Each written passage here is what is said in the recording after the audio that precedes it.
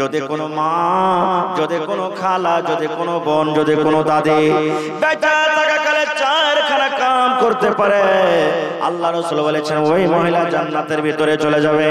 এক নম্বরে রাসূল বলেছেন আল মারআতু ইযা সাল্লাত খামসাহা, যদি কোনো মহিলা 5 ওয়াক্তের জীবনে নামাজ পড়তে পারে। দুই নম্বরে রাসূল বলেছেন ওয়া সামাত শাহরাহা, রমজান মাসের যদি 1 মাস রোজা রাখতে পারে। তিন নম্বরে নবী বলেছেন ওয়া হাসানাত ফারজাহা, যদি কোনো মহিলা পর্দাশীলায় থাকে, নিজের শারাঙ্গের হেফাজত করতে পারে, লজ্জাস্থানের হেফাজত করতে পারে। চার নম্বরে নবী বলেছেন ওয়া তাআদ বালাহা, যদি কোনো মহিলা নিজের স্বামীর খিদমত করতে পারে। আল্লাহ রাসূল বলেছেন যেদিন কিয়ামত কায়েম হবে, হাসরের ময়দান হবে, ওই কিয়ামতের দিন আল্লাহ রাব্বুল আলামিন ওই বান্দিকে ডাকতে বলবেন, এরে বান্দে, আমি আল্লাহ তোমার জন্য জান্নাতের 8খানা দরজাকে খুলে দিলাম, যেই দরজা দিয়ে ইচ্ছা তুমি জান্নাতের ভিতরে চলে যাও। ভাই আমার, আজকে আমি একটা অন্য বিষয় নিয়ে আপনাদের সামনে এসেছিলাম যে আমি আলোচনা করব, কিন্তু আমার ওস্তাদে মুহতারাম আমাকে একটা ইশারা করলেন যে মা খালারা জালসাতে অনেক এসেছে, জায়গা দিতে পারা যায় না, তো মা খালাদেরকে একটু লক্ষ্য করে কিছু কথা রাখবেন। এই জন্য আমি তাদের ব্যাপারে একটা হাদিস পড়েছি। আল্লাহর কাছে দোয়া করি রব্বুল আলামিন আমি যেন ভালোভাবে কোরআন হাদিস থেকে বলতে পারি, আপনারা যেন শুনতে পারেন, এবং আল্লাহ যেন আমাদের সকলকে তার প্রতি যেন আমল করার জন্য তৌফিক দেন, কোন আল্লাহুম্মা আমিন। ভাই আমার, আল্লাহ তাবারাক ওয়া তাআলা এই দুনিয়াতে, এই পৃথিবীতে আমাদেরকে পাঠালছেন। সারা জীবনের মতো আমরা এই দুনিয়াতে থাকতে আসিনি, এই দুনিয়া ছেড়ে আমাদেরকে একদিন যেতে হবে। কখন, কোন টাইমে, কোন সময়তে আমরা যাব, এই খবরটা আল্লাহর কাছে আছে, আল্লাহ ছাড়া অন্য কারোর কাছে নেই।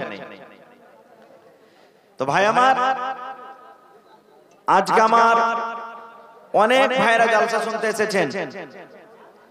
ভাইদের মধ্যে কত লোক বিবাহিত আছেন, কত লোক অবিবাহিত আছেন। আমার মায়েরা, খালারা, বোনেরা অনেক জালসা শুনতে এসেছেন। ভাইদের মধ্যে অনেক বিবাহিত আছেন, মেয়েদের মধ্যে আর অনেক অবিবাহিত আছেন। আজকে আমরা শেরশাবাদী মুসলমান, আমার মনে হয় এই শেরশাবাদী কওমের সব থেকে ছোট বয়সে বেশি বিবাহ শাদী করা হয়। এই শেরশাবাদী কওম অন্য অন্য কওম থেকে মা বাপ যেমন 8 বছর, 10 বছর, 5 বছর, 7 বছর, কত ভাইকে দেখবেন যে বেটাটার তো বিয়ে দিবে, 5 বছর 7 বছর হইলো বিয়ে দিয়ে দিলে। কত বাপকে দেখবেন বেটির বিয়ে দিয়ে দিবে, না ওই ছেলেটা জানে যে বিয়ে কি জিনিস, না ওই স্ত্রীটা জানে, বেটি ছেলেটা জানে যে আমার স্বামী কি জিনিস, স্বামীর সাথে আমাকে কিভাবে চলতে হবে। ছেলেটাও জানে না যে আমার স্ত্রী কি জিনিস, স্ত্রীটা কোন একটা নিয়ামত, স্ত্রীকে বাড়িতে নিয়ে যাবো তো কিভাবে তার সাথে আমাকে সংসারটা কাটতে হবে, আল্লাহুস সামাদ জানে না। যার কারণে শেরশাবাদীতে বেশিরভাগ তালাকের কাজটা হয়। হয় কি হয় না? হানা বলেন, শেরশাবাদীর মতন তালাক অন্য কোন জাতিতে না হয় না মনে হয়। আর দেখবেন মহিলা আদালতে, মহিলা কোর্টে 100টা কেস যদি জমা আছে, 100টা কেসের মধ্যে 80টা কেস শেরশাবাদীর আছে, আর 80টার মধ্যে ৭৭টা কেস শুধু ছেলে এবং মেয়েদের কেস আছে। কেন? কারণ একটাই, যে আমাদের মধ্যে শিক্ষা নাই, আমাদের মধ্যে জ্ঞান নাই, আমাদের মধ্যে তালিম নাই। আর এই যে কেস মোকদ্দমা হওয়ার একটা কারণ, যে আমরা ছোটতে নিজের ছেলে মেয়ের বিবাহ দিয়ে দিচ্ছি। ভাই আমার, আল্লাহর নবী মুহাম্মদ সাল্লাল্লাহু আলাইহি সাল্লাম 1400-1450 বছর আগে যুবকদেরকে ডাকতে বলছেন, ইয়া মাশারাশ শাবাব, এই যুবকের দল যারা জওয়ান হয়েছো, যদি তোমার বিবাহের প্রয়োজন থাকে, বিবাহ করার তোমার শক্তি থাকে, তাহলে তুমি বিয়ে করো। এখানে রাসূল বাতের কথা বলেছেন, বাতের মুহাদ্দিসিনে কেরাম কয়েকটা মানে নিয়েছেন। তার মধ্যে হলো কি, যাকে তুমি স্ত্রী করে বাড়িতে নিয়ে আসবে তার সাথে যদি তোমার সহবাস করার শক্তি থাকে, মিলন করার তোমার ক্ষমতা থাকে, তাকে যদি একটা বাড়ি দিতে পারো, ঘর দিতে পারো, তাকে কাপড় দিতে পারো, তার যেগুলা জীবনীয় দরকার যদি তুমি আদায় করতে পারো, তাহলে বিয়ে করো। কিন্তু সুবহানাল্লাহ, এখানে জীবনীয় দরকার আদায় কি করবে ভাই? বাপ তো জানছেন যে বেটার বিয়ে দিতে গেলে 2 লাখ 3 লাখ টাকা পাওয়া যাবে, তখন কি করবে? বেটা বড় হয়ে গেছে, এখন বিয়ে দিতে হবে। এবার ওই বাপ তো জানে না যে 3 লাখের বদলাতে আমাকে 5 লক্ষ টাকা আদায় করতে হবে। বিয়ে তো হয়ে গেল, 1 মাস 2 মাস 3 মাস 4 মাসের পর হঠাৎ করে একদিন শুনতে পাওয়া গেল যে ওই ছেলেটাকে ধরে ওর শ্বশুররা বেঁধে দিয়েছে। এবার বলছে 5টা মানুষ নিয়ে আয় আর দিয়া তালাক করিয়ে বাড়ি থেকে নিয়ে যা। এরকম হয়েছে না, হয় না? সুবহানাল্লাহ। আল্লাহর নবীর জামানাতে, এই আমার ভাইয়েরা মায়েরা খালারা ভালো করে শুনেন, আল্লাহর নবীর জামানাতে এক বাপ নিজের বেটির বিয়ে দিবে। বাপ নিজের বেটির বিবাহ দিবে। বেটি বলছে আব্বু আমি বিয়ে করব না। বাপ বলছেন তোমার বিয়ে দিব। বেটি বলছে আব্বু আমি এখনো বিয়ে করব না। বাপ চলে গেলেন নবীর দরবারে, আল্লাহ রাসূলকে শিকায়েত করলেন, নবীজি আমার মেয়ের আমার বেটির বিবাহ আমি দিব, কিন্তু আমার বেটি তৈয়ার হয় না, রাজি হয় না, আপনি আমার বেটিকে একটু বুঝান। রাসূল বললেন তোমার বেটিকে এনেছো? বলছে না। বলছে যাও তোমার বেটিকে নিয়ে এসো। পরের দিন বেটিকে সাথে করে চলে গেলেন। এবার রাসূল বলছেন যে আরে বাবা, তোমার আব্বা নাকি তোমার জন্য একটা সুন্দর বর ছেলে খুঁজেছে, তোমার বিয়ে দিবে, আর তুমি বলছো যে আব্বা আমি বিয়ে করব না। কেমন কি খবর? তোমার আব্বা যদি তোমার জন্য একটা ছেলে খুঁজছে, তুমি রাজি হয়ে যাও। এই আমার মায়েরা খালারা ভাইয়েরা, নবীর হাদিস শুনেন।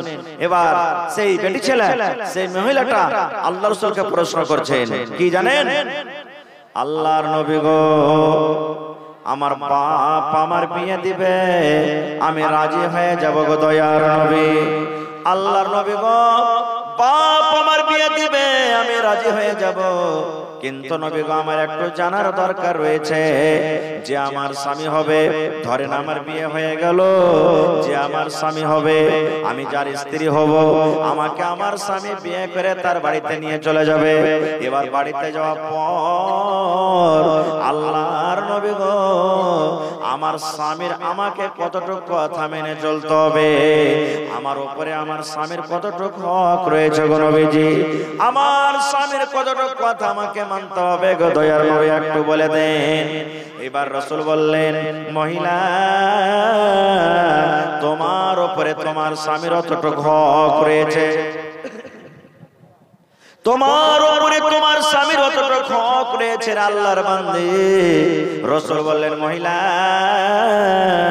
তোমার স্বামীর শরীরে যদি ফোট হয়ে যায়, ঘা হয়ে গেছে, ফোট হয়ে গেছে, ফোট পেকে গেছে, পুজ চুইছে, রক্ত চুইছে, খুন চুইছে, এই মতো অবস্থাতে আল্লাহ রাসূল বললেন, মহিলা তোমার স্বামীর কতরে ফোট উঠেছে, ফোট পেকে গেছে, খুন চুইছে, রক্ত চুইছে, এই মতো অবস্থাতে যদি তোমার স্বামী তোমাকে বলে, এই আব্দুল্লাহর মা, এ হালেমার মা, জায়েদার মা, খালেদার মা, বিবি রে আমার গায়ে আমার শরীরে একটা ফোট উঠেছে রে বিবি, ফোট পেকে গেছে, খুন চুইছে, রক্ত চুইছে, পুজ চুইছে রে বিবি, তুমি তাড়াতাড়ি করে খুনটাকে সাফ করে দাও, এই পুজকে সাফ করে দাও, এই রক্তকে তুমি তাড়াতাড়ি করে সাফ করে দাও।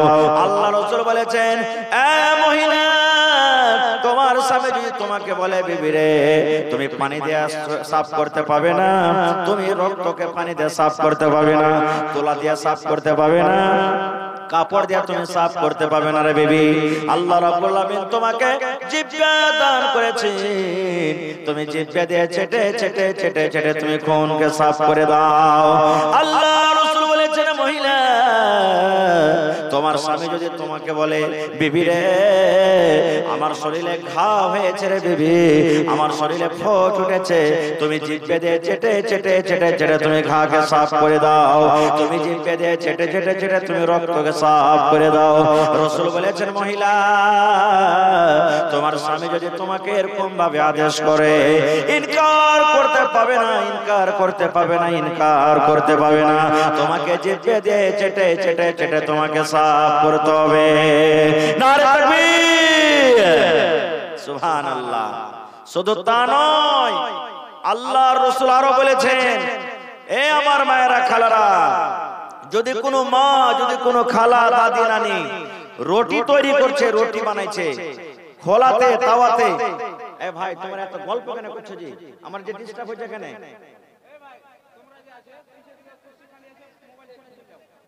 এত কেন তোমরা ডিস্টার্ব করছো?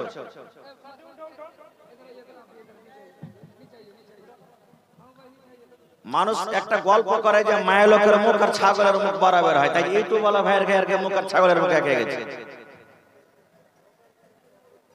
আরে লাগিয়ে দিলে মুখে লোকের অবস্থা।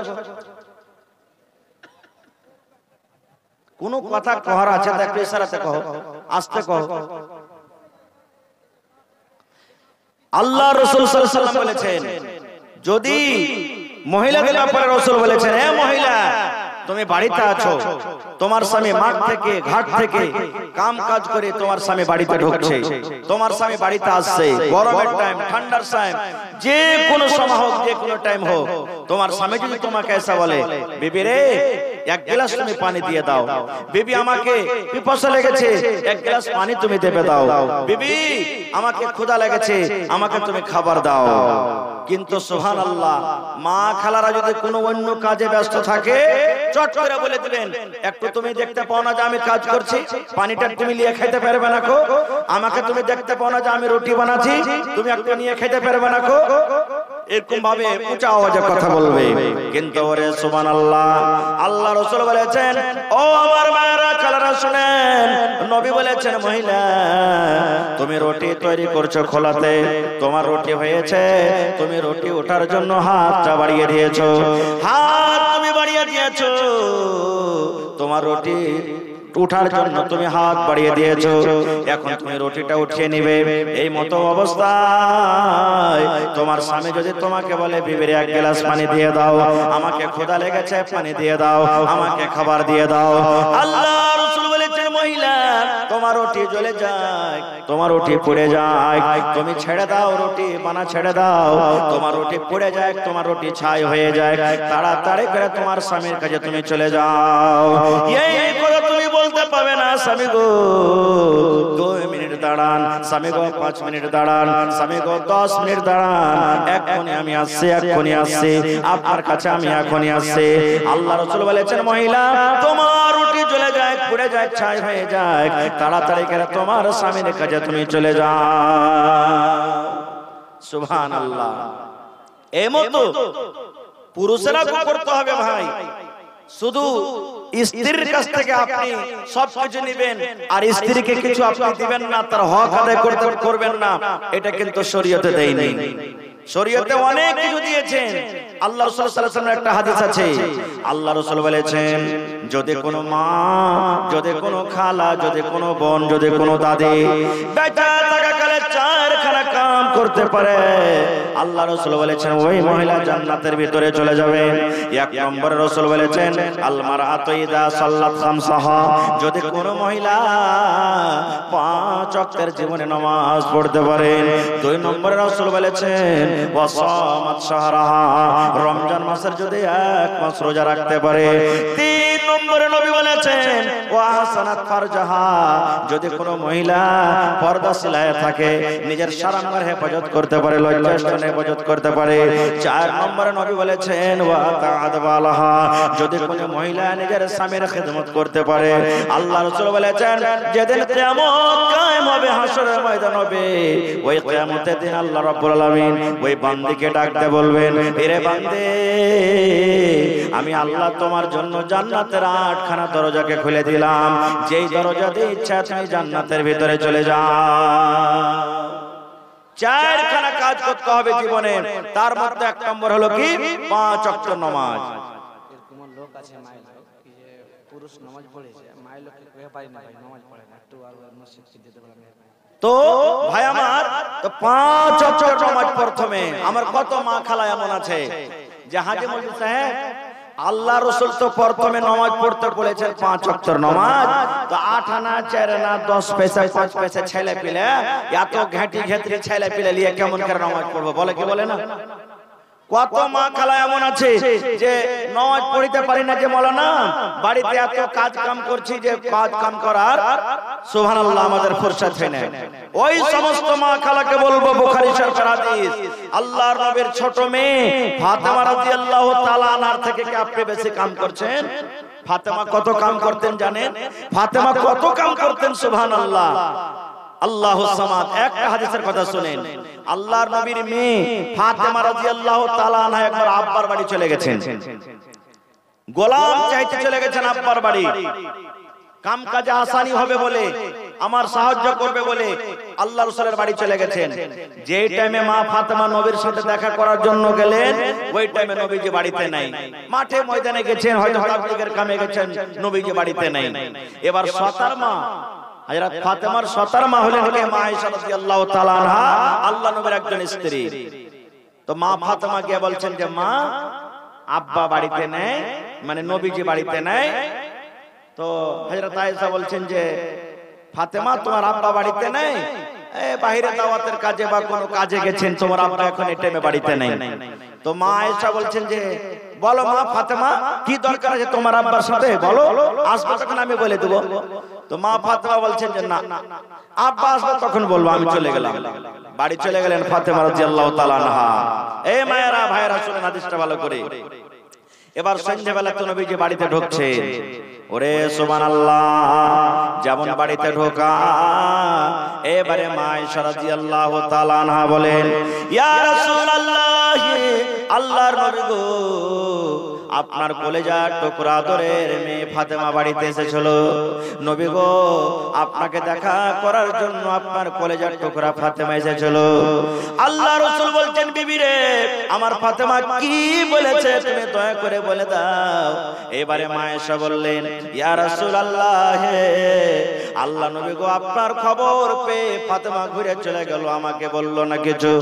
বললেন, মা, আমার আব্বা যখন আসবে আমি ডাইরেক্ট আমার আব্বাকে আমি বলবো, তোমাকে বলবো না। নবীজি মেয়েকে কত ভালোবাসতেন দেখেন। দয়ার নবী বাড়িতে আর টিকলেন না, দয়ার নবী বাড়িতে আর আরাম করলেন না। ওই রাতারাতি সুবহানাল্লাহ, হাঁটতে হাঁটতে হাঁটতে নবীজি মেয়ের বাড়ি চলে গেলেন, ফাতেমার বাড়িতে গেলেন। এমন টাইমে বাড়িতে ঢুকছেন ফাতেমা, আল্লাহ রাসূল সাল্লাল্লাহু আলাইহি ওয়াসাল্লাম এমন টাইমে বেটির বাড়িতে ঢুকছেন। ফাতেমা বলেন, আমি ফাতেমা আর আমার স্বামী হযরত আলী আমরা দুইজন বিছানায় শুয়ে গেছি। এমন টাইমে নবী বাড়িতে ঢুকছেন, বেটির বাড়িতে, যে ফাতেমা বলছেন যে আমিও শুতে গেছি আর আমার স্বামী আলীও শুতে গেছি। ইজাজত চাইলেন, ফাতেমা বাড়িতে আছো মা? যেমনই নবীর আওয়াজ পাওয়া, ফাতেমা বলছেন ধসমস করে আমরা বিছানা থেকে উঠতে গেলাম। রাসূল বলছেন, বেটি উঠতে হবে না, তুমি আর আলী বিছানে যেভাবে তোমরা শুয়ে আছো শুয়ে থাকো, উঠতে হবে না তোমাকে। মা ফাতেমা বললেন, আমার আব্বা নবীজি আমার ঘরের ভিতরে গেলেন, আর আমি একদিকে বিছানাতে শুতে আছি, আমার স্বামী আলী শুতে আছেন একদিকে, আমাদের দুজনের মধ্যখানে নবীজি বসে গেলেন। আমাদের দুজনের মধ্যখানে নবীজি বসে গেলেন। সুবহানাল্লাহ। এবারে রাসূল বেটিকে বলছেন, মা, আমি নাকি শুনলাম তুমি আমার সাথে দেখা করতে গিয়েছিলে মা। মা গো, কে তোমার দরকার ছিল মা, তুমি একটু আমাকে খুলে বলো। এরে আমার মায়েরা, খালারা, ভাইয়েরা শুনে নেন। যখন কথাটা বলা, ফাতেমার চোখ দিয়ে ঝরঝর ঝরঝর করে পানি ঝরতে শুরু হয়েছে। ফাতেমার চোখ দিয়ে পানি ঝরতে শুরু হয়েছে।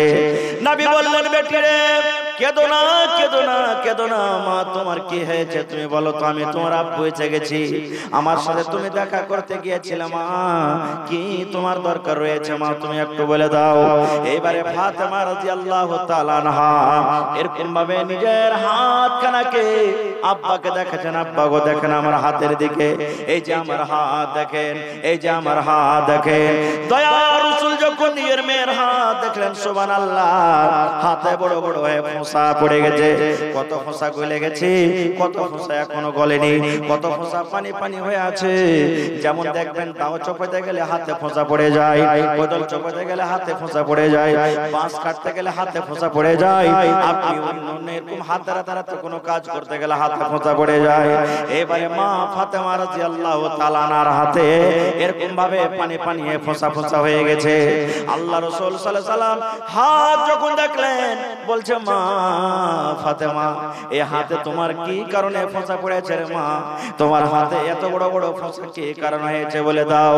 যখন কথাটা বলা, ফাতেমা বলছেন, আব্বু গো, এই যে এটা হলো আমার স্বামী আলী, আমি তার বাড়িতে আছি স্ত্রী হয়ে। আব্বু, আমি তার বাড়িতে কাজ করছি, আমি হয়তো বাড়ি ঘর ঝাড়ু দিচ্ছি, কুয়া থেকে ইন্দারা থেকে পানি তুলে তুলে তুলে তুলে রশ্মি টেনে টেনে আব্বু গো আমার হাতে ফোঁসা পড়ে গেছে, জাঁতা পিছে পিছে আটা পিছে পিছে আমার হাতে ফোঁসা পড়ে গেছে, জাঁতা পিছে পিছে কিংবা পানি তুলতে তুলতে আমার হাতে ফোঁসা পড়ে গেছে। এই যুগেকার যদি বাপ হইতেন তো কি বলতেন জানেন? একবারে তখনই জামাইকে বলতো যে তোমার যদি বিয়ে করার হিঞ্জার না হয়েছিল তো তুমি এই মেয়েটাকে কেন বাড়িতে রেখেছো, তালাক দিয়ে দাও, তোমার মতন বকিল খানজোস লোকের বাড়িতে আমি বেটিকে রাখবো না। বলতাম না, বলতাম না? কিন্তু রে সুবহানাল্লাহ, আল্লাহ রাসূল বলেন, ও মা ফাতেমা, ও আমার কলেজার টুকরা মা, তুমি শুনে নাও। মা, তুমি আমাকে হাত দেখালছো, আমার কাছে গোলাম চেয়েছো রে মা। ও আমার বেটি ফাতেমা, তুমি আমার কাছে গোলাম চেয়েছো, চাকর চেয়েছো। চাকর বাড়িতে আসলে তোমার আসানি হবে, তোমার সাহায্য করবে। চাকর বাড়িতে আসতে গেলে তুমি আরাম পাবে। ও ফাতেমা শুনে নাও, আমি গোলাম থেকে যদি একটা তোমাকে দামি জিনিস দেই, গোলাম থেকে তোমাকে একটা ভালো জিনিস দিই মারে, বলো ওই গোলামটা তুমি নিবে কি ওর থেকে দামি জিনিসটা নিবে? বুঝতে পারলেন না মনে হয়? উদাহরণ নিয়ে এলেন। আপনার বেটি আপনাকে হঠাৎ করে একদিন এসে বলছে, বাপু একটা ছাগল গালা দাও না জি বাপ্পা। এবার আপনি আপনার বেটিকে বলছেন যে, আরে বেটি ছাগল তুই না লে, তুই একটা গরু গলা লে, যা তোকে গরু দেবে একটা। তো আপনার বেটি ছাগল চেয়েছে কিন্তু আপনি তাকে গরু দিবেন, তো আপনার বেটি কোনটা নেবে? ভালো জিনিসটা নেবে না ছাগলটা নেবে? কি নেবে জি ভাই? জোরে বলেন, কি নেবে? গরু নেবে। তো রাসূল বলছেন, তুমি আমার কাছে গোলাম চেয়েছো, কিন্তু গোলাম থেকে একটা এর থেকে দামি জিনিস তোমাকে দিতে, তুমি বলো গোলাম নেবে না দামি জিনিসটা নেবে?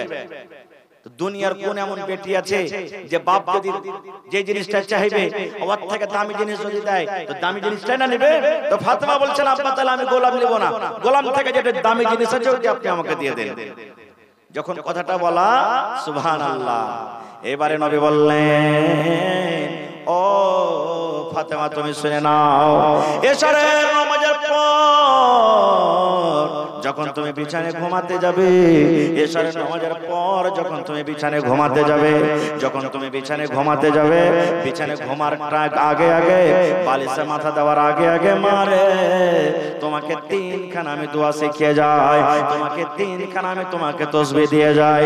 সুবহানাল্লাহ, সুবহানাল্লাহ, সুবহানাল্লাহ, সুবহানাল্লাহ 33 বার, আলহামদুলিল্লাহ, আলহামদুলিল্লাহ, আলহামদুলিল্লাহ, আলহামদুলিল্লাহ 33 বার, আল্লাহু আকবার, আল্লাহু আকবার, আল্লাহু আকবার, আল্লাহু আকবার 34 বার। রাসূল বললেন, ও মা, ও আমার কলিজার টুকরা ফাতেমা, বিছানায় ঘুমার আগে আগে এশারের নামাজের পর 33 বার সুবহানাল্লাহ, 33 বার আলহামদুলিল্লাহ আর 34 বার যদি তুমি আল্লাহু আকবার পড়তে পারো মা, তাহলে আল্লাহ রাব্বুল আলামিনের নিকটে, আল্লাহ রাব্বুল আলামিনের কাছে একটা গোলাম থেকে বেশি ভালো দামি। সুবহানাল্লাহ। তাহলে ওয়াদা করলেন বেশি মন্ত্র লাগবে না, টাকা লাগবে না। এশারের নামাজের পর যখন বিছানা আপনি ঘুমাইতে যাবেন, বালিশে মাথা দেওয়ার আগে আগে, বিছানায় ঘুমার আগে আগে 33 বার সুবহানাল্লাহ, 33 বার আলহামদুলিল্লাহ, 34 বার আল্লাহু আকবার আপনি পড়বেন। তা আমি কেন এই কথাটা বললাম জানেন? এই হাদিসটা কেন আপনাকে শোনালাম? এই জন্য শোনালাম, এই আমার মায়েরা খালারা বলবে যে মাওলানা বাড়িতে কাজ করার কারণে নামাজ পড়তে পারি না। মা ফাতেমা এত বাড়িতে কাম করতেন যে তার হাতে ফোঁসা পড়ে গেছে, কিন্তু রাসূল তাও তাকে বলেনি যে তুমি নামাজ পড়িও না। কত মা খালা এমন আছে যে স্বামী নামাজ পড়বে আর পুরুষটা নামাজ, স্বামী নামাজ পড়বে স্ত্রী পড়বে না। আর কত লোক আছে যে স্ত্রীটা পড়বে স্বামী পড়বে, এরকম আছে না নাই? হ্যাঁ না বলেন, আছে না নাই? মুহাদ্দিসিনে কেরাম সৌদি আরবের কিছু, সব নয়, সৌদি আরবের কিছু উলামায়ে কেরামের ফতোয়া আছে, যদি পুরুষটা নামাজ পড়ে আর স্ত্রীটা নামাজ না পড়ে তো ওর রিশতা খতম, তালাক হয়ে যাবে অটোমেটিক। স্ত্রীটা নামাজ পড়ছে, পুরুষটা নামাজ পড়ে না, তা তালাক হয়ে যাবে। সৌদি আরবের কিছু উলামার ফতোয়া আছে। এবার আপনি বুঝে দেখেন যে নামাজটা কি জিনিস। নামাজের ফজিলত আল্লাহ মাঝে রাখে, ইনশাআল্লাহ কোন জালসাতে বলবো। তবে মা খালারা নিজের স্বামীকে যদি লাইনে নিয়ে আসতে চায়, মা খালারা নিজের স্বামীকে যদি হেদায়েতের পথে নিয়ে আসতে গিয়ে কোনো বাহানা ছল করে তে শরীয়তে জায়েজ আছে। আপনারা জানেন যে মানুষ মুখে মুখে বলে যে মায়ের লোকের 36টা কল্লাবে, বলে না? বলে মায়ের লোকের 36টা কল্লাতে একটা কল্লা আপনাদের সামনে আজকে ধরছি। একটা লোক ছিল ও নামাজ পড়তো না, জীবনে নামাজ পড়তো না মোটে। স্ত্রীটা কিন্তু খুব নেককার, নামাজ পড়তো। মাঝে মাঝে বলতো, হাজি আব্দুল্লাহর বাপ নামাজ পড়ো না, কি নিয়ে যাবে দুনিয়া থেকে জি, এখন শ্বাসটা বন্ধ হয়ে গেলে সব পড়ে থাকবে, আরে নামাজটা পড়ো, নামাজটা হলো জীবনের সাথে, নামাজটা পড়ো। যখন এই কথাটা বলে, আরে তুই পড়, মায়ের লোক যায় বেশি গুনাহগার পাপী, মায়ের লোককে নামাজ পড়তে হবে, মরদ না পড়লেও চলবে, এত কষ্ট করে খাইটা খুঁটে নিয়ে আসছি আর নামাজ পড়বো, তা তুই পড়। যখনই কথা বলে তখন এই কথাটা বলে। আর একদিন বলছে, হ্যাঁ আব্দুল্লাহর বাপ নামাজ পড়ো না, তখন কি বলছে জানেন? আরে তুই নামাজ পড়, কান্ডে গোড়াতে ভ্যান ভ্যান ভ্যান ভ্যান করিস না তো, আমি আল্লাহকে বলে আল্লাহ আল্লাহ বলে 5 বার 10 বার করে দিনে ডাকছি, আমার আল্লাহ রাজি হয়ে যাবে। মেয়ে লোকটা তখন বলছে যে থাম রে লিসি লাগা, তুই আমার কথা শুনিস না, তোকে একটা ফান দেখাবো। এবার একদিনকার ঘটনা, ওর স্বামীটা ওকে বলছে যে কাসবাতে 6টা ট্রেন আছে, আমি কাঠিয়ার যাব, তো তুমি তো ফজরের নামাজ 5টার সময় পড়ে নিচ্ছ, 4:30 5টাতে নামাজ পড়ে তুমি কিন্তু ঘুমায়ো না, আমার জন্য নাস্তা পানি করবে, আর যে মানে 5টা বাজবে আমাকে তুমি উঠিয়ে দিও, নাস্তা পানি করে আমি কাঠিয়ার চলে যাব।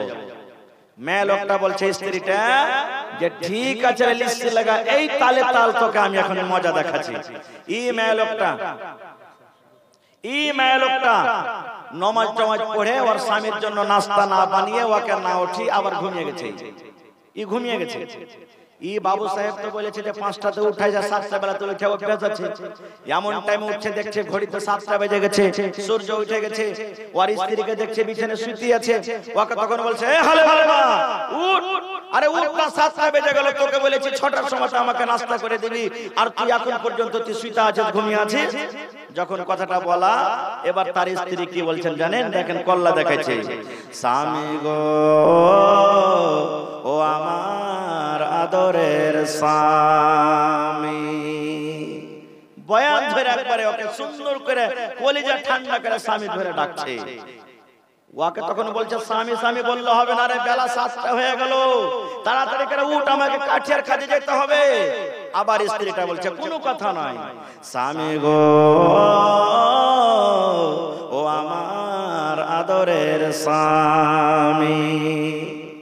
3-4 বার ডাকা পর তখন ওর পুরুষটার ভিতরে ভয় ঢুকে গেছে, হবে ভালোই তো শুকলো এসারের পর, আরে এখন বয়ান ধরে ধরে কানতে লেগেছে, কি হয়ে গেল না কিছু হয়েছে, এরকম তো জীবনে করেনি। তখন ওর চাচা ছিল একটা করিবে, এক পা দু পাকড়া হাঁটতে হাঁটতে চাচার কাছে চলে গেছে, বলছে, চাচা কি হয়েছে রে, দেখো তো তোমার বহুকে কি হয়েছে, আমি ওকে জবারে উঠাচ্ছি, স্বামী গো স্বামী গো স্বামী গো বলে ডাকছে, দেখো তো কি হয়েছে না হয়েছে। চল তো, চাচা সাথে সাথে এসেছে। এবার তখন তার স্বামী বলছে, এই আব্দুল্লাহর মা উঠ, চাচা এসেছে, উঠ তো তাড়াতাড়ি করে উঠ। যখন কথাটা বলা, আবার ওই বয়ান ধরে কাঁদছে, স্বামী গো ও আমার প্রাণের স্বামী।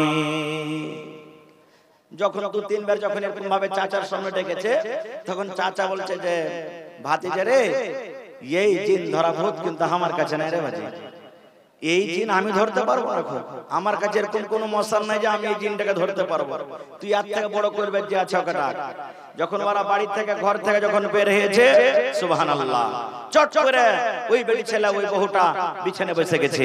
বসা পর এবারে নিজের চা শ্বশুরকে ডাক দিয়ে বললেন, চাচা গো, আমাকে জীবনে কোনোদিন চাচা জেনে ধরেনি, আমাকে ভূতে ধরেনি। চাচা গো, আমি ভালো মানুষ, আমার জ্ঞান বুদ্ধি বেরান ভালো আছে গে চাচা। এবার চাচা বলছেন, মা রে, তাহলে এরকম তুমি বয়ান ধরে ধরে ধরে ধরে কেন ডেকেছো রে মা?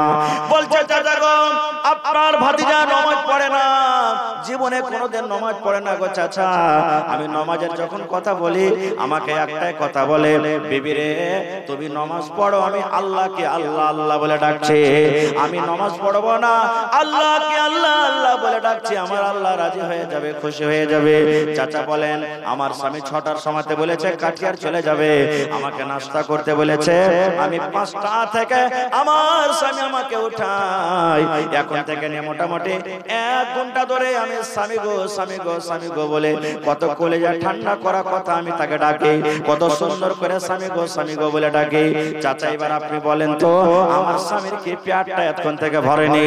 বলছে, চাচা গো, আল্লাহর ইবাদত না করতে গেলে আল্লাহ রাজি হবে না, আল্লাহর বান্দেগি না করতে গেলে আল্লাহ রাজি হবে না, আল্লাহর ইবাদত করতে গেলে আল্লাহ রাজি হবে, শুধু আল্লাহর নামটা আল্লাহ আল্লাহ নিয়ে আল্লাহ রাজি হবে না।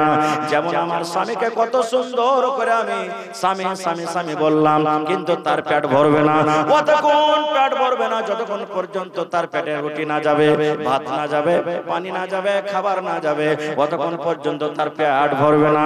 এই মতো শুধু আল্লাহর নাম আল্লাহ আল্লাহ বলে আল্লাহ জীবনে রাজি হবে না, যতক্ষণ পর্যন্ত আল্লাহ রাব্বুল আলামিনের ইবাদত বান্দেগি না হবে। নারে তাকবীর। তো 4টার মধ্যে সর্বপ্রথম কাম হলো কি, যে 5 ওয়াক্ত নামাজ পড়তে হবে। শুধু পুরুষেরা নামাজ পড়তে হবে কিংবা মহিলাকে তা নয়, পৃথিবীতে যত মুসলমান আছে সমস্ত লোকের উপরে আল্লাহ নামাজটাকে ফরজ করে দিয়েছেন, সমস্ত লোককে নামাজ ফরজ করে দিয়েছেন। ভাই আমার, এই নামাজ তো 50 ওয়াক্তের ছিল রে ভাই, আল্লাহ কমাতে কমাতে 5 ওয়াক্তের আল্লাহ টেনে নিয়ে এসেছেন। যখন 5 ওয়াক্ত নামাজ হয়ে গেল, নবীজি আফসোস করে বলছেন, আল্লাহ যদি আমি মুসার কথা না শুনে আল্লাহ তোমার দরবারে না যেতাম, আমি আমার উম্মতের জন্য 50 ওয়াক্তের নামাজ নিয়ে যেতাম, আমার নামাজের আমার উম্মতের নেকির কোনো অভাব হতো না। এবারে আল্লাহ তাআলা কি এলান করে দিলেন জানেন? কি খুশখবরি দিয়ে দিলেন রে, সুবহানাল্লাহ।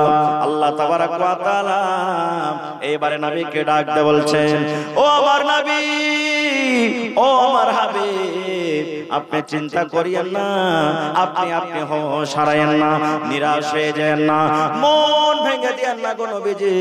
আমি আল্লাহ রাব্বুল আলামিন আপনার উম্মতের উপরে 50 ওয়াক্তের নামাজ ফরজ করেছিলাম, কিন্তু কমাতে কমাতে কমাতে আমি 45 ওয়াক্তের নামাজ কমিয়ে দিয়েছি, 5 ওয়াক্তের মাত্র আমি নামাজটাকে রেখেছি। আল্লাহ বলেন, নবী গো, আমি নামাজ কমিয়ে দিয়েছি, কিন্তু নামাজ পড়ে যেটা নেকি হয় আমি আল্লাহ কমাইনি। নবী গো, জান জান আপনি আপনার উম্মতকে এলান করে দেন, যদি আপনার উম্মত 5 ওয়াক্তের নামাজ আদায় করে, 5 ওয়াক্ত নামাজ পড়ে, আমি আল্লাহ রাব্বুল আলামিন এত দয়াবান, আমি 50 ওয়াক্তের নামাজ পড়ে জানি কি হয়, আমি 5 ওয়াক্ত নামাজ আমি দান করলাম।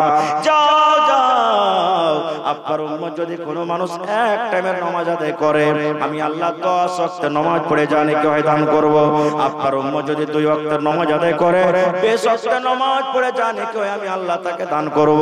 আপনার উম্মত যদি 5 ওয়াক্তের নামাজ আদায় করে, আমি আল্লাহ রাব্বুল আলামিন 50 ওয়াক্তের নামাজ পড়ে জানি কি হয়, আমি 5 ওয়াক্তের নামাজ আমি আল্লাহ তাআলা নেকি দান করলাম। নারে তাকবীর, আল্লাহু আকবার। যাকাতুল্লাহ 500 টাকা। মাশাআল্লাহ। আর একটা হাদিসের কথা আমি বলে দিই, তারপরে ইনশাআল্লাহ নিজের আমি লাইনটাকে একটু কেটে দেব। আমার মায়েরা খালারা কথাতে কথাতে স্বামীর নাশকরি করে থাকে, কথাতে কথাতে। মায়েরা খালারা, স্বামী হলো আপনার জন্য একটা খুব বড় নিয়ামত, আর স্ত্রী হলো স্বামীর জন্য একটা খুব বড় নিয়ামত। আল্লাহ বাচ্চারাকে ইনশাআল্লাহ উদাহরণ দিয়ে আপনাকে কোন জালসাতে বোঝাবো। তবে মা খালারা যেই গুনাহের কারণে পাপের কারণে রাসূল বলেছেন জাহান্নামের আগুনে দেখেছি, ওই পাপ দুটো আপনাদের সামনে শুধু আমি বয়ান করব। বুখারী শরীফের হাদিস, আল্লাহর নবী সাল্লাল্লাহু আলাইহি সাল্লাম ঈদের নামাজ কিংবা বকরা ঈদের নামাজ পড়ার জন্য ঈদগাহের মাঠে গেছেন। আপনাদের এলাকাতে মহিলারা ঈদ বকরা ঈদের নামাজ মসজিদে পড়ছেন, ঈদগাহে কোথায় পড়ছেন? মসজিদে পড়ছেন, কিন্তু ঈদগাহে নিয়ে যেতে হবে, ব্যবস্থা করতে হবে। ঈদগাহে রাসূলের যুগে মহিলারা নামাজ পড়তেন। এবার আজকে ম্যাকে কথা বলছি, অনেক দূর পর্যন্ত কথা যায়, আওয়াজ যায়। রাসূলের যুগে ম্যাক ছিল না, পুরুষের কাতার আগা দিকে, মহিলাদের লাইন, মহিলাদের কাতার পিছন দিকে। নবীজি যখন ওয়াজ শুরু করলেন, দেখলেন আহারে আমার আওয়াজ তো মহিলাদের কাছে যায় না। নবীজি বেলালকে বলছেন, বেলাল ওঠো আমার সাথে একটু। এবার নবীজি বেলালকে সাথে করে নিয়ে কাতার চিরে চিরে চিরে চিরে ওই পিছন দিকে যে মহিলারা বসে বসে নামাজ পড়লেন ওদের কাছে চলে গেলেন।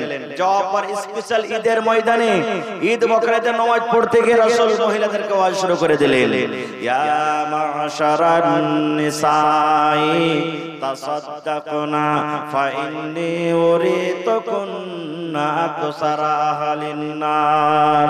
আয় আমার মায়েরা খালারা শুনেন, দয়ার নবী ওয়াজ শুরু করে দিলেন, ইয়া মাশারান নিসা, হে মহিলার দলেরা তোমরা দান করো, সাদকা করো। কেন না আমি নবী, আল্লাহ রাব্বুল আলামিন যেদিন আমি মেরাজে গিয়েছিলাম, আল্লাহ তাবারাক ওয়া তাআলা আমাকে বললেন, নবী গো আমি আপনার উম্মতের জন্য জান্নাত তৈরি করেছি, যান একটু জান্নাত দেখেছেন। আমি জান্নাত ঘুরে ঘুরে দেখলাম। তারপর আল্লাহ তাবারাক ওয়া তাআলা আমাকে আদেশ করলেন, ও আমার নবী আপনার পাপী গুনাহগার উম্মতের জন্য আমি আল্লাহ জাহান্নাম তৈরি করেছি, যান যান একটু জাহান্নাম দেখেছেন। এবার রাসূল বললেন, আমি জাহান্নাম দেখতে চলে গেলাম। ওরে সুবহানাল্লাহ, জাহান্নামে যেমনই আমি নজর করলাম, ওই জাহান্নামের ভিতরে শুধু মহিলার দলেরা জাহান্নামে হাউমাউ করে চিৎকার করছে। ওই জাহান্নামে পড়ে পড়ে মহিলারা কাঁদছে, যত নারীরা জাহান্নামে কাঁদছে, হাউমাউ করে কাঁদছে, আল্লাহ বাঁচাও, মা মরে গেলাম, মা মরে গেলাম, আল্লাহর কষ্ট সহ্য হয় না, আল্লাহ বাঁচাও, আল্লাহ বাঁচাও, আল্লাহ বাঁচাও। আর জাহান্নামের আগুন সহ্য হয় না।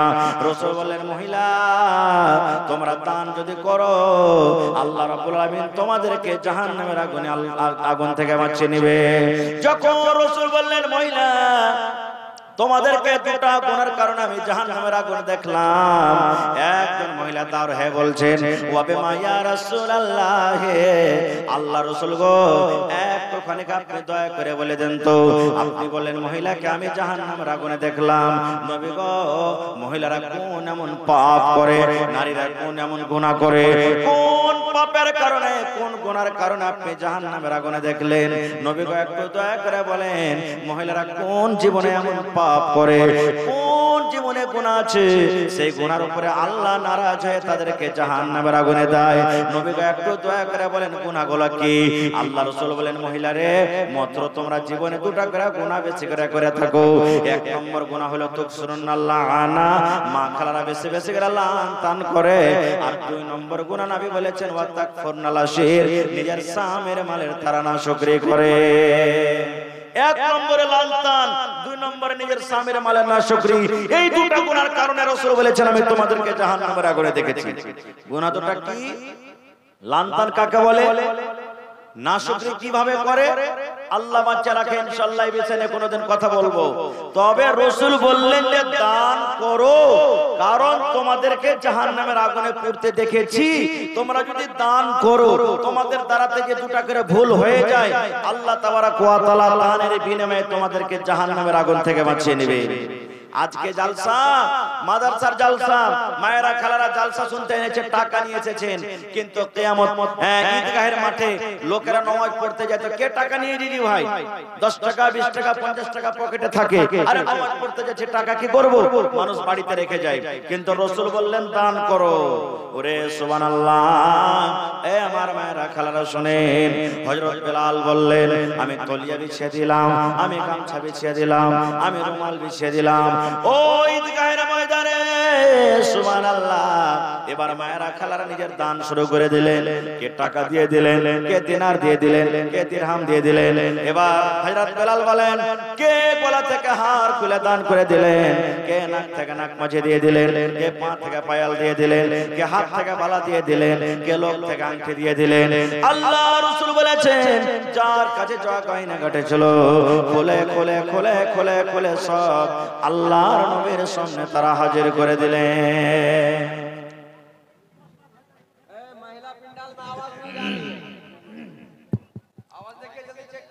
बाजार अवस्था खूब खराब मालाना।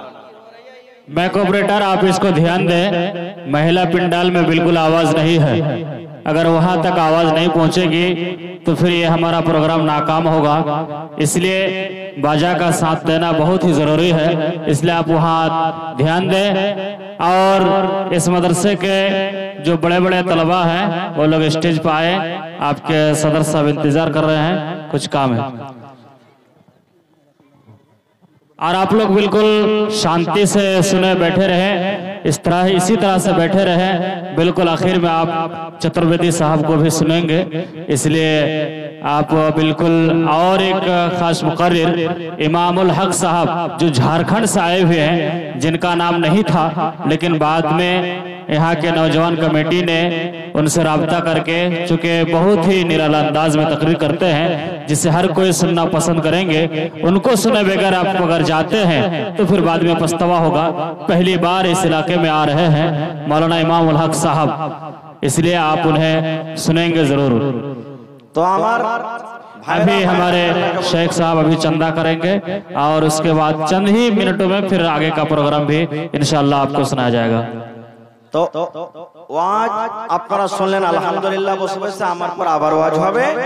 এই বিষয় নিয়ে আবার কোনোদিন আলোচনা করব। তবে আমি আমার মা, খালা, দাদি, নানি, যত জালসার পিন্ডালের তলাতে আমার ভাইয়েরা নানারা আছেন, আল্লাহর ওয়াস্তে এই মাদ্রাসার জন্য, আপনারা এই কোরআনের জন্য একটু আপনারা এগিয়ে আসেন। আর 500, 1000, 2000, 1000, 10, 20, 100, 200 যে যা পারবেন আপনারা 10 থেকে 15 মিনিটের মধ্যে নিজের নিজের নিজের নিজের দানটাকে আপনারা দিয়ে ছেড়ে দেন। আসেন। আর এই আমার নানাজান আলহাজ হাজিকুল ইসলাম সাহেব, আমি চিনি ছোট থেকে, আসা যাওয়া তার বাড়ি, যাওয়া আসা আল্লাহর রহমতে চিনি, খুব মানে সম্মান দেয়। আল্লাহ হায়াতে রেখেছেন, দোয়া করছি আল্লাহ যতদিন শক্তি রেখেছেন আল্লাহ যেন সহি সালামত রাখেন। আর সামনে আরো মেলায় আমার ভাই আছেন যে আমি তাদের নাম জানি না, কিন্তু চেহারাতে বেশিরভাগই আমি জানি। তো ভাই আমার, আল্লাহর ওয়াস্তে আপনারা 1000, 2000 এক পারাকেরা কোরআন ঈদের দাম একটু চট চট চট চট চট চট করে আপনারা তাড়াতাড়ি করে। জাম্পিং ওয়ালা মানে যে কুদছে ওরা, মাশাআল্লাহ, চিন্নে বাজার থেকে আমার জাম্পিং ওয়ালা ভাই 5000 টাকা। নারে তাকবীর, মাশাআল্লাহ, জাযাকাল্লাহু খাইরান জাযা ওয়া আজরাল জাযা।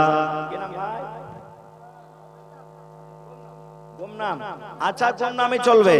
নামও দেওয়া বলেন তাও চলবে, বেনামে চলবে। আর এখানে যে দেখেন করে জানেন, মাশাআল্লাহ, জাযাকাল্লাহ, আল্লাহ বেনামে তো আমার ভাই